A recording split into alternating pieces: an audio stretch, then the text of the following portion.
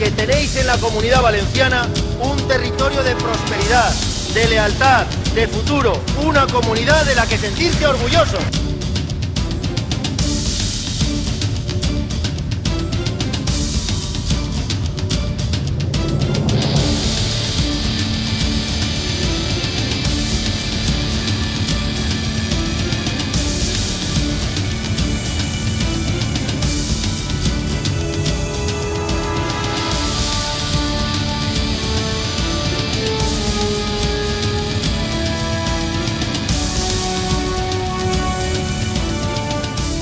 Yo sé que son medidas muy complicadas las que hemos tenido que tomar ante la dificultad de la situación.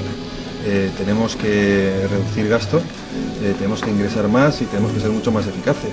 Y es el momento de apretar los dientes y cerrar los puños y seguir adelante.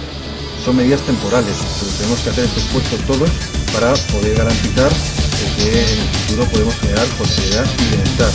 Durante unos años hemos tenido la posibilidad de poder generar ciertas circunstancias o condiciones con los funcionarios y ahora tenemos que pedirles que nos ayuden a poder seguir adelante.